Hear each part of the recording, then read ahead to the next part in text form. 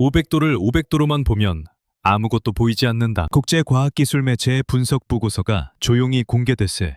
긴장한 쪽은 해외가 아니라 오히려 한국 내부였다. 미사일도 아니고 전투기도 아니었다. 그러나 해외 분석가들이 테이블 위에 올려놓고 집요하게 파고든 대상은 분명했다. 한국이 불가능으로 간주되던 그래핀 초고온 공정을 500도 이하로 끌어내렸다는 사실. 그리고 그 과정이 수초 단위로 제어 가능하다는 점이었다. 이 지점에서 이미 논의의 방향은 소재 과학을 벗어났다. 기존 그래핀 공정은 1500도 이상의 고온 소결이 전제였다. 이는 단순한 기술 선택이 아니라 산업 구조의 고정 조건이었다. 고온을 견디는 장비, 고온으로 인해 발생하는 기판, 열화, 공정 편차, 그리고 그에 따라 필연적으로 발생하는 높은 단가. 해외 분석팀이 처음 베이터를 확인하자마자 계산에 들어갔다는 반응은 과장이 아니다. 1500도를 전제로 짜인 반도체 공정 전체가 500도 이하라는 숫자 하나로 다시 해석될 수 있기 때문이다. 특히 주목된 부분은 이 공정이 단순히 저온이라는 형용사로 설명될 수 없다는 점이다. 해외 매체들은 한국의 성과를 소재 혁신이 아니라 공정, 질서의 역전으로 표현했다. 그래핀을 수초 내에 형성시키는 속도, 그리고 단층에서 다층까지 두께를 자유롭게 제어할 수 있다는 점은 기존 고온 공정이 가지던 시간, 비용, 수율의 3중 제약을 동시에 무력화시킨다. 이 시점에서 이미 논의는 연구실 단계를 벗어나 전력, 반도체와 군사용 전자장비로 이동한다. 미국과 유럽의 분석기관이 즉각 반응한 이유도 여기에 있다. 전력 반도체, RF 소자, 고출력 전자장비는 모두 고온 공정의 비용 구조에 묶여 있었다. 특히 한국 방산 플랫폼 대부분이 고출력 반도체 기반으로 운용된다는 점이 언급되자 해외 분석은 자연스럽게 군사적 파급력으로 확장됐다. 이 기술이 상용화될 경우 단순히 성능이 아니라 단가 자체가 재편된다는 점. 다시 말해 무기 체계의 가격, 곡선이 바뀔 수 있다는 계산이 시작된 것이다. 유럽 분석팀이 가장 먼저 체크한 항목이 SiC 기판의 재사용 가능성이었다는 사실은 우연이 아니다. SiC는 전 세계에서 가장 비싼 반도체 기판 중 하나로 미군이 사용하는 고출력 레이더와 전자전, 장비에도 투입되는 전략적 소재다. 그러나 기존 1000도 이상 공정에서는 표면 거칠기와 두께 불균일 문제로 인해 단 한 번 사용 후 폐기되는 경우가 일반적이었다. 수십만 원대 기판을 소모품처럼 쓰는 구조 자체가 고출력 반도체의 진입장벽이었다. 한국 연구팀의 500도 이하 공정은 이 구조를 정면으로 부정한다. 원자 단위의 매끈함을 유지한 채 기판을 반복 사용 가능하게 만들었다는 점은 단순한 비용 절감이 아니라 공급망 구조를 뒤흔드는 변수다. 해외 분석이 이 지점에서 멈추지 않고 군사용 고출력 반도체 제조와 직결된다고 평가한 이유도 여기에 있다. 고가 기판의 소모를 전제로 하지 않는다는 것은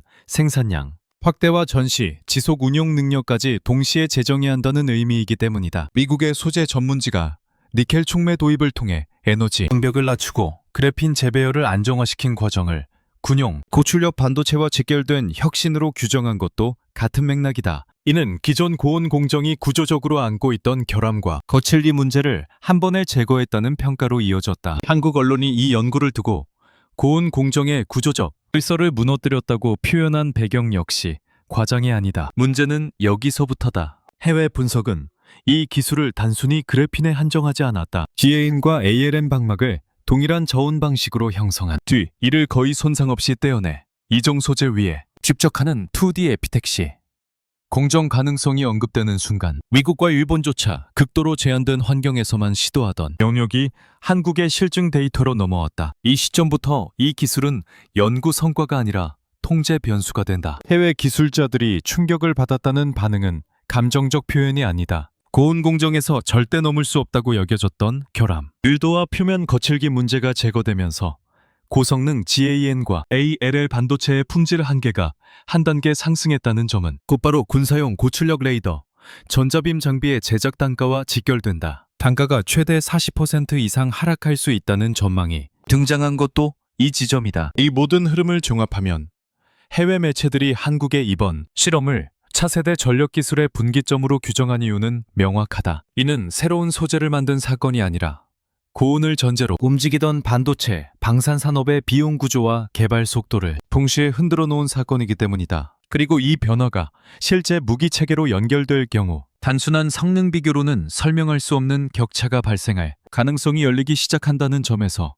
질문은 더 이상 기술 그 자체에 머물지 않는다. 이제 남는 문제는 하나다. 이 공정이 연구실을 벗어나 무기 체계로 들어가는 순간 기존 반도체 장비와 생산 구조는 어떤 방식으로 붕괴되기 시작할 것인가. 장비가 바뀌면 권력도 바뀐다. 해외 분석팀이 두 번째로 집요하게 파고든 지점은 공정 그 자체가 아니라 장비 구조였다. 지금까지 고성능 전력 반도체 공정은 천도 이상 고온을 견디는 전용 장비를 전제로 설계돼 왔다. 이 장비들은 초기 구축 비용이 막대할 뿐 아니라 유지 보수 비용만 해도 연간 수십억 원대가 들어가는 고비용 구조다. 더 중요한 문제는 이 구조가 생산성을 제한한다는 점이다. 고온 장비는 가동과 정지, 안정화에 시간이 필요하고 온도 편차 관리가 어렵다. 500도 이하 공정이 산업 전반으로 확장될 경우 가장 먼저 무너지는 것은 이 장비 전제다. 해외 기술자들 사이에서 빠르게 공유된 계산은 단순했다. 고온 장비의 필요성이 줄어들면 반도체 장비 투자 비용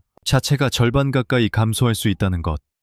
그리고 이는 공정 진입 장벽을 구조적으로 낮춘다는 의미다. 그동안 지엔 시장 진입을 주저해왔던 국가들이 기술이 부족해서가 아니라 장비 부담 때문에 멈춰 있었다는 사실이 다시 조명된 이유다. 그러나 여기서 한국의 위치는 다르다. 한국은 이미 공정 자동화와 대량 생산 최적화에서 경쟁국보다 앞서 있다. 해외 분석가들이 주목한 것은 단순히 저온이라는 숫자가 아니라 저온 공정이 기존 고온 장비보다 온도 제어가 훨씬 용이하다는 점이었다. 온도 오차는 GAN 방막 두께를 흔들고 이는 곧 고주파 소자의 출력 불균일로 이어진다. 저온 공정에서는 이 편차 자체가 줄어든다는 검증 결과가 나오자 논의는 곧바로 군사용 고주파 송수신 모듈의 신뢰도로 이동했다. 군사용 장비에서 신뢰도는 성능보다 우선한다. 출력이 아무리 높아도 편차가 크면 체계 전체의 안정성을 해친다. 해외 분석은 저온 그래핀 기반 방막이 이 문제를 구조적으로 완화할 수 있다는 점을 높이 평가했다.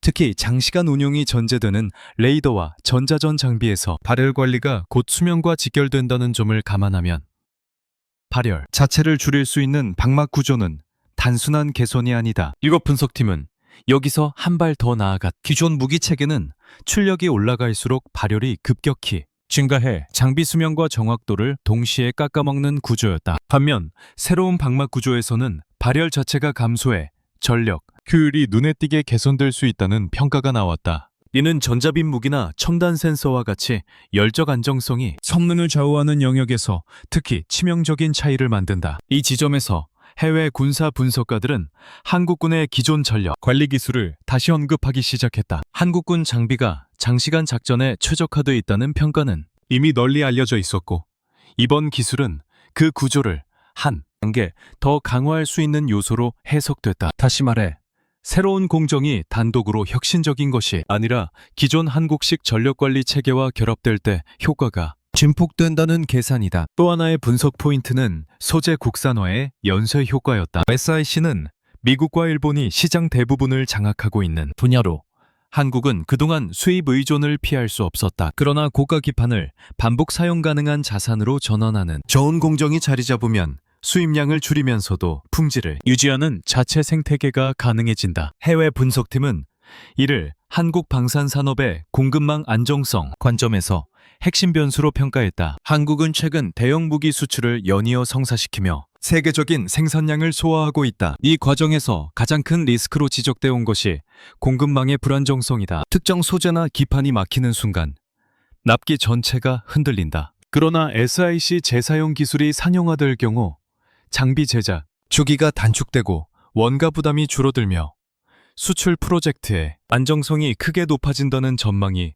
해외 매체를 통해 제시됐다. 여기서 중요한 것은 상대국의 위치다. 미국과 일본은 고온 장비와 고가 기판을 전제로 한 기존 구조에 깊이 묶여있다. 이 구조를 유지하는 한 저온 공정이 가져오는 비용, 속도, 신뢰도, 3중 효과를 단기간에 따라잡기 어렵다. 반대로 한국은 이미 자동화와 대량 생산 경험을 축적한 상태에서 공정온도라는 결정적 제약을 제거한 셈이다. 해외 전문가들이 500도를 500도로만 보면 안 된다고 말한 이유는 여기에 있다. 이는 단순한 온도 하향이 아니라 장비 투자 구조와 생산 논리를 다시 짜게 만드는 변수다. 그리고 이 변화가 실제 무기 체계 생산 라인에 적용되는 순간 누가 더 빠르게 개발하고 누가 더 오래 전념하며 누가 더 싸게 공급할 수 있는지가 동시에 달리기 시작한다는 점에서 기존 강국들이 유지해온 무위는 더 이상 자동으로 보장되지 않는다. 문제는 이 지점에서 끝나지 않는다. 공정이 빨라지고 장비 부담이 줄어들면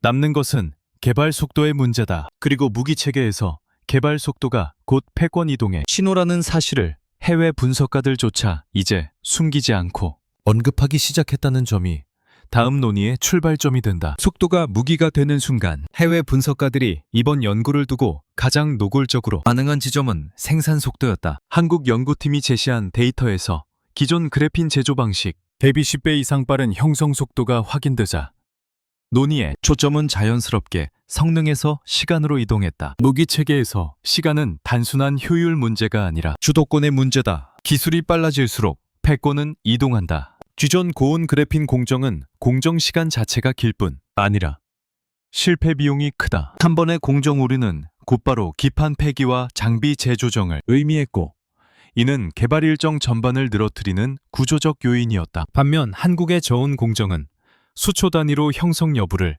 판단하고 조정할 수 있다는 점에서 개발 리듬 자체를 바꿔놓는다. 해외 분석은 이 차이를 단순한 연구 효율이 아니라 무기 개발 주기의 단축으로 해석했다. 이 지점에서 해외 군사기술 보고서는 한국이 이미 확보한 공정 자동화 기술을 다시 소환한 자동화는 속도를 배가시키는 전제 조건이다. 저온 그래핀 공정과 자동화 라인이 결합될 경우 장비, 모듈 제작 시간이 최대 20% 가까이 단축될 수 있다는 계산이 등장한 것도 이 때문이다. 이는 단순한 생산성 향상이 아니라 시제품 반복 횟수와 최증 속도가 동시에 빨라진다는 의미. 무기 체계 개발에서 가장 시간이 오래 걸리는 구간은 성능 검증과 반복 수정이. 고온 공정 체계에서는 이 반복 자체가 비용과 시간의 압박으로 작용했다. 하지만 저온 공정은 공정 안정성이 높아 반복 실험의 부담을 낮춘다. 해외 분석가들이 개발 속도를 다시 앞당길 수 있는 신호라고 표현한 배경에는 이 구조적 차이가 있다. 이 변화는 특정 장비에 국한되지 않는다. 드론, 레이더, 위성, 지상 레이저 장비 등 고출력, 던저 장비가 들어가는 모든 무기 체계가 직접적인 영향을 받는다. 특히 고주파 고출력 모듈은 개발 초기에 수차례 설계, 변경을 거치는데 공정 시간이 짧아질수록 이 수정, 주기는 압축된다. 결과적으로 같은 기간 동안 더 많은 실증 데이터를 확보할 수 있고 이는 곧 전력화 시점을 앞당긴다. 해외 분석은 이 대목에서 한국 방선의 기존 강점을 다시 연결한다. 한국은 이미 납기 속도로 세계 시장을 흔들어 왔다. 단기간 내 대량 생산, 빠른 전력화, 일정 준수는 K 방선의 핵심 경쟁력으로 평가되어 왔다. 저온 그래핀 공정은 이 강점을 전자장비 영역까지 확장시킬 수 있는 기술적 수단으로 인식된다. 반대로 경쟁국의 상황은 다르다. 미국과 일본은 여전히 고온 공정을 중심으로 한 장비, 인력, 공급망 구조에 묶여 있다. 이 구조에서는 속도를 높이기 위해 추가 투자를 해야 하고 추가 투자는 다시 비용과 시간 부담으로 되돌아온다. 해외 분석가들이 이 차이를 추격이 어려운 비대칭으로 표현한 이유다. 속도가 빨라지면 전략적 선택지도 늘어난다. 한국은 동일한 예산과 시간 안에서 더 많은 설계안을 시험할 수 있고 이는 곧 실패를 감수할 수 있는 여유로 이어진다. 실패를 감수할 수 있는 국가와 그렇지 못한 국가는 기술, 진화의 궤적 자체가 달라진. 해외 분석이 이 기술을 패러다임 시프트라고 규정한 이유가 여기에 있다. 이 시점부터 질문은 더 이상 기술적 가능성에 머물지 않는다. 개발 속도가 빨라진다는 것은 곧 무기 체계의 세대 교체, 주기가 짧아진다는 의미이고 이는 기존 강국들이 유지해 온 장기 계획 기반의 우위를 흔들 수 있는 요소다. 한국이 이 속도를 실제 무기 체계에 어떻게 반영하느냐에 따라 경쟁국의 대응 시간은 점점 줄어들 수밖에 없다. 그러나 속도는 또 다른 문제를 동반한다. 생산과 개발이 빨라질수록 이를 뒷받침할 공급망과 소재,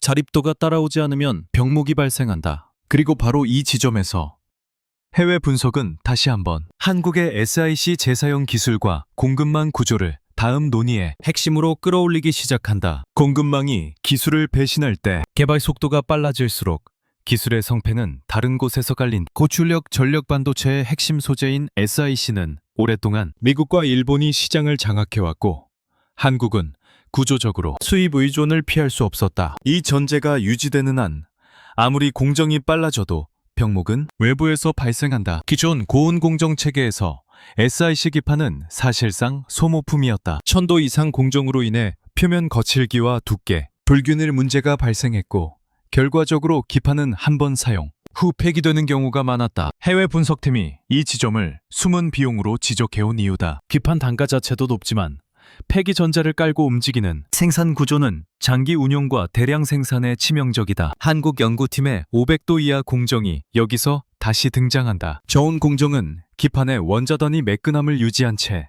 그래핀을 형성할 수 있고 그 결과 SIC 기판의 반복, 재사용이 가능해진다. 해외 분석은 이를 단순한 비용 절감이 아니라 공급망, 논리의 전환으로 해석했다. 기판을 소모품이 아닌 자산으로 다루기 시작하면 수입, 의존의 의미 자체가 달라진다. 이 변화는 수치로 바로 연결된다. 고가 기판을 매번 새로 구매하지 않아도 되면 수입, 물량은 자연스럽게 줄어든다. 동시에 동일한 품질을 유지하면서 생산량을 늘릴 수 있는 여지가 생긴다. 해외 분석팀은 이 지점을 한국 방산산업의 공급망, 안정성 관점에서 핵심 변수로 평가했다. 단순히 싸게 만드는 문제가 아니라 끊기지 않고 만드는 구조가 가능해진다는 의미다. 최근 한국은 대형 무기 수출을 연이어 성사시키며 세계적인 생산량을 소화하고 있다. 이 과정에서 가장 큰 리스크로 반복 지적된 것이 바로 공급망 불안정이었다. 특정 소재나 기판 수급이 흔들리는 순간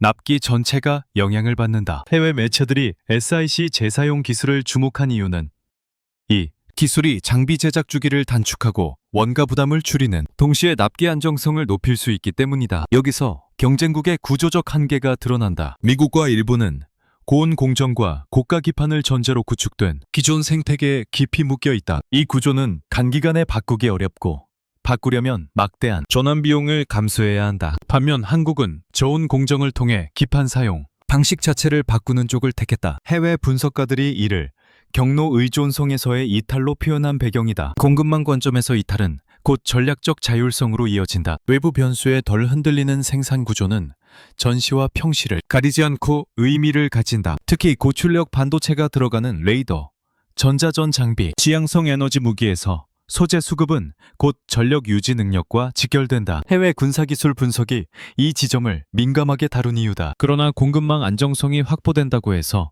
모든 문제가 해결되는 것은 아니다. 기판을 반복 사용하고 생산 주기를 단축할 수 있다면 다음으로 남는 질문은 명확하다. 이렇게 확보된 여유가 실제 단가 구조를 어디까지 흔들 수 있는가? 그리고 그 변화가 군사산업 양쪽에서 어떤 선택을 강제하게 될 것인가 라는 문제다. 해외 분석이 다시 한번 비용 계산으로 돌아가는 이유는 바로 이 지점에서 단가가 바뀌면 무기 체계의 설계 기준과 운용 개념까지 함께 흔들리기 시작한다는 점에서 이 기술이 만들어내는 압박은 이제 다음 단계로 넘어가고 있다. 가격이 내려가면 전술이 달라진다. 해외 분석이 다시 계산기로 돌아간 이유는 명확하다. 저온 그래핀 공정과 SIC 기판 재사용이 결합될 경우 단가 구조가 어디까지 흔들릴 수 있는가라는 질문 때문이다. 단순한 소재 절감이 아니라 공정, 장비, 기판이 동시에 얽혀있던 비용 구조가 풀리기 시작하면 무기 체계, 가격 기준 자체가 달라진다. 해외 기술자들이 언급한 최대 40% 이상의 단가 하락 가능성은 이 맥락에서 나온 수치다. 고온 장비 투자 비용 감소, 유지 보수 비용 절감, 기판 재사용으로 인한 소모 비용 축소가 동시에 작용할 경우 기존 고출력 전력 반도체 기반 장비의 가격, 전제는 더 이상 유지되기 어렵다. 이 변화는 연구 단계가 아니라 양산과 운용 단계에서 체감된다. 군사용 고출력 레이더와 전자전 장비는 지금까지 성능과 비용 사이에서 타협을 강요받아왔다. 출력과 신뢰도를 높이려면 가격이 올라갔고 가격을 낮추면 성능과 수명이 희생됐다. 해외 분석은 저온 그래핀 기반 방막이 이 균형점을 이동시킬 수 있다고 본다. 동일한 예산으로 더 많은 장비를 확보하거나 동일한 수량을 더 높은 사양으로 운용할 수 있는 선택지가 열린다는 의미. 이 지점에서 전술적 파급력이 등장한다. 장비 한 대의 성능만을 극대화하던 접근에서 벗어나 네트워크화된 다수 장비 운용이 현실적인 옵션으로 떠오른다. 고출력 모듈의 단가가 내려가면 레이더, 센서, 전자전, 장비를 분산 배치하는 개념이 비용 장벽에 막히지 않는다. 해외 분석이 이 변화를 운용 개념의 이동으로 표현한 이유다. 한국군의 기존 운용 방식은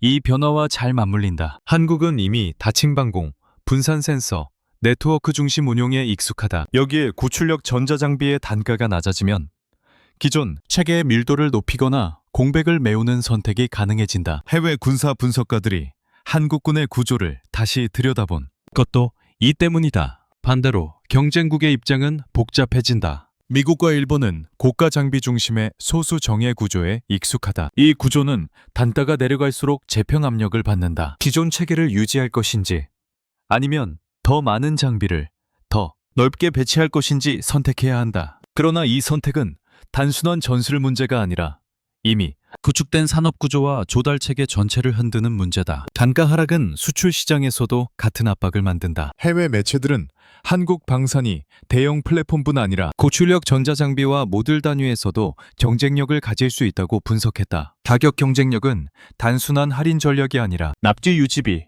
운용 비용까지 포함한 총비용 관점에서 작동한다. 이 영역에서 한국은 이미 경험을 축적해왔다. 여기서 중요한 점은 단가가 내려가도 성능이 희생되지 않는다는 전제다. 저온공정은 방맛 균일도를 높여 품질 편차를 줄였고 발열 감소로 수명과 신뢰도를 동시에 개선할 수 있다는 분석이 제시됐다. 이는 싸지만 불안한 장비라는 기존 저가 무기에 이미지를 적용할 수 없다는 뜻이다. 해외 분석이 이 기술을 두고 단순한 비용 절감이 아니라 운용 개념을 바꾸는 변수라고 규정한 이유는 바로 여기에 있다. 가격이 내려가면 더 많은 선택이 가능해지고 선택지가 늘어나면 전술과 전략의 균형점이 이동한다. 그리고 이 변화가 실제 무기 체계에 반영될 경우 기존 강국들이 설정해온 전력 기준은 더 이상 고정값으로 유지되기 어렵다. 이제 남는 질문은 비용과 전술을 넘어선다. 이렇게 바뀐 구조가 국제시장과 경쟁 구도, 특히 기존 기술 주도국들의 대응을 어떻게 강제하게 될 것인가 라는 문제다. 해외 분석이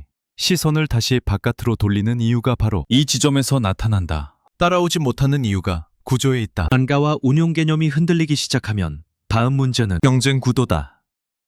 특히 미국과 일본처럼 기존 고운 공정과 고가 장비 중심의 생태계를 구축해온 국가들이 이 변화를 어떻게 받아들일 수 있는지가 핵심 질문으로 떠올랐다. 분석의 결론은 단순하지 않았다. 이 기술을 도입하면 된다는 접근이 통하지 않는다는 점이다. 저온 그래핀 공정은 특정 장비 하나를 교체하는 문제가 아니라 공정 설계, 장비 구성, 품질 관리 체계 전체를 다시 짜야 하는 변화다. 해외 기술자들이 이를 전환 비용이 지나치게 큰 구조라고 표현한 이유다. 미국의 경우 고온 공정을 전제로 한 반도체 장비와 인력, 표준이 이미 깊게 고착돼 있다. 이 구조는 안정성과 신뢰도를 무기로 유지되어 왔지만 동시에 변화에 둔감하다. 저온 공정으로의 이동은 단순한 기술 채택이 아니라 기존 투자 자산의 가치 하락을 감수해야 한다는 의미다. 해외 분석은 이 지점을 미국의 가장 큰 제약으로 지목했다. 일본 역시 상황은 다르지 않다. 소재와 장비에서 강점을 가진 일본은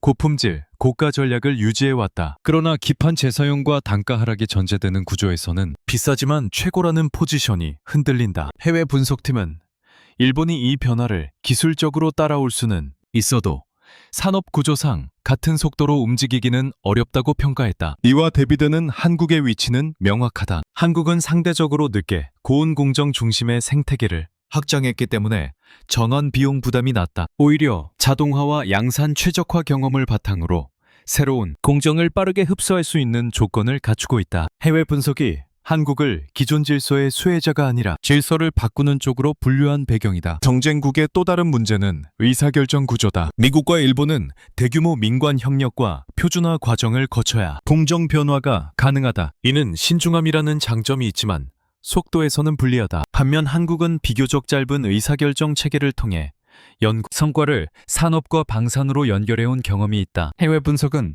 이 차이가 기술 격차를 더 벌릴 수 있다고 본다. 여기서 중요한 것은 시간이다. 경쟁국이 검토, 조정, 전환을 논의하는 동안 한국은 이미 다음 단계의 실증과 적용으로 넘어갈 수 있다. 이 과정에서 격차는 기술 하나가 아니라 세대 단위로 벌어진다. 해외 매체들이 이 기술을 분기점으로 규정한 이유도 여기에 있다. 기존 강국들은 여전히 대응 시나리오를 그리는 단계에 머물러 있지만 한국은 적용 이후의 문제를 고민하는 단계로 이동하고 있다. 이 시점부터 경쟁은 성능 비교가 아니라 누가 먼저 새로운 표준을 만들 수 있는가의 문제로 바뀐다. 그러나 표준을 만든다는 것은 또 다른 부담을 의미한다. 기술을 주도하는 쪽은 동시에 검증과 책임의 대상이 된다. 그리고 바로 이 지점에서 해외 분석은 한국이 기술을 어디까지 실제 무기 체계와 플랫폼에 연결할 수 있는지라는 질문으로 다시 돌아오기 시작한다. 기술이 무기로 변하는 경계선. 해외 분석이 다시 한국을 향해 질문을 던진 지점은 분명하다. 이 기술이 실제 무기 체계로 연결될 때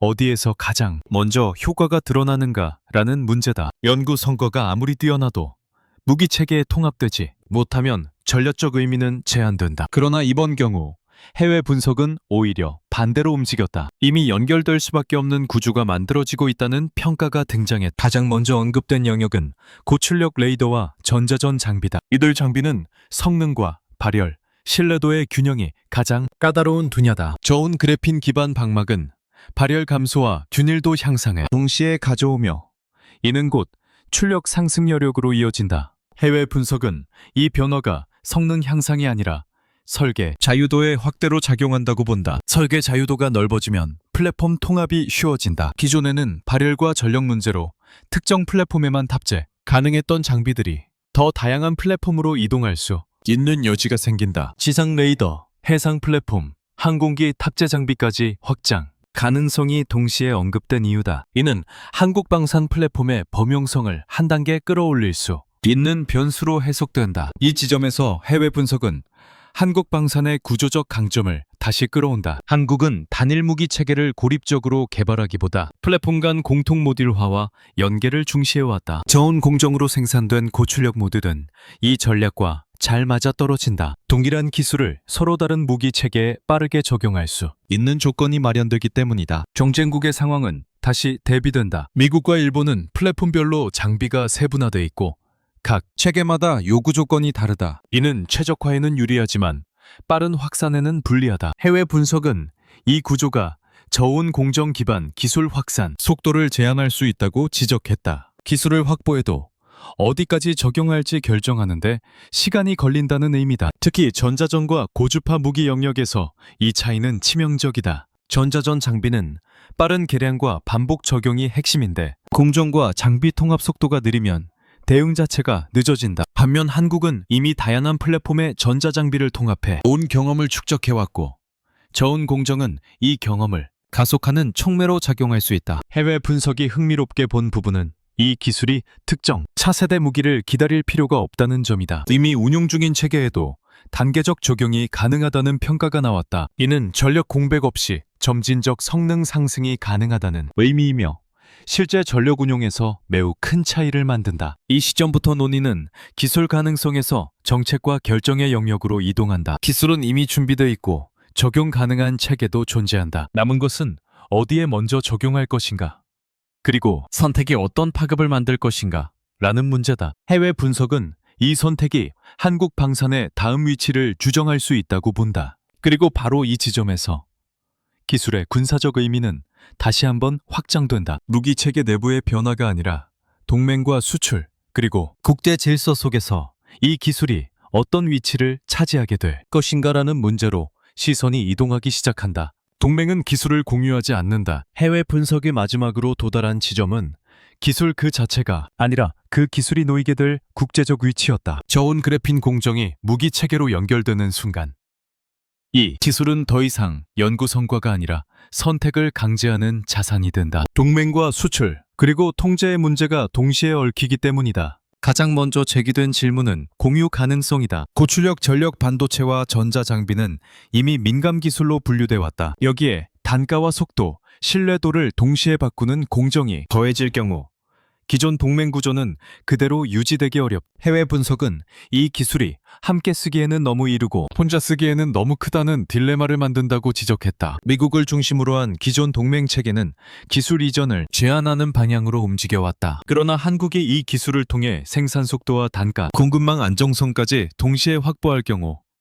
동맹 내부의 역할 분담은 다시 정의될 수밖에 없다. 해외 분석은 이 지점에서 한국이 단순한 생산 기지가 아니라 기술 기준을 제시하는 쪽으로 이동할 가능성을 언급했다. 수출 시장에서는 더 노골적인 압박이 발생한다. 고출력 전자장비의 단가가 내려가고 납기 안정성이 높아지면 한국은 플랫폼뿐 아니라 핵심 모듈 단위에서도 선택지가 된다. 이는 구매국 입장에서 기존 공급자를 재검토하게 만드는 요소다. 해외 매체들이 이 기술을 조용한 시장 교란 변수로 표현한 이유다. 경쟁국의 대응은 제한적이다. 미국과 일본은 기술적 추격보다 통제와 규범을 통한 관리에 무게를 둘 가능성이 크다. 그러나 이 접근은 기술이 이미 무기 체계에 적용된 이후에는 효과가 떨어진다. 해외 분석은 이 시점에서 주제는 항상 한 박자 늦게 움직인다고 지적했다. 한국 입장에서 문제는 속도다. 기술을 천천히 확산시키면 외부의 개입 여지가 커진. 반대로 빠르게 적용하면 내부 조정과 부담이 커진다. 어느 쪽을 선택해도 비용은 발생한다. 해외 분석이 한국을 선택을 피할 수 없는 위치에 놓였다고 평가한 이유다. 이 기술이 만들어내는 또 하나의 변화는 기대치다. 한번 낮아진 단가와 빨라진 개발 속도는 되돌리기 어렵다. 군 내부와 산업계, 그리고 해외 파트너 모두가 이 중도 새로운 기준에 적응하기를 요구하게 된다. 이는 단순한 기술 도입이 아니라 운용과 조달의 기본값이 바뀌는 과정이다. 해외 분석은 이 모든 흐름을 종합해 이번 기술을 특정, 무기나 공정의 문제가 아니라 질서 전원의 촉매로 바라본다. 기술이 앞서 나가면 전략은 뒤따라오고 전략이 움직이면 관계가 재편된. 그리고 이 재편 과정에서 가장 큰 변수는 기술을 가진 쪽의 선택이다. 지금 이 시점에서 한국이 직면한 질문은 분명하다. 이 기술을 얼마나 빠르게, 어디까지, 누구와 함께 사용할 것인가라는 선택이 만들어낼 파장은 아직 어느 쪽으로도 고정되지 않은 상태로 남아있다.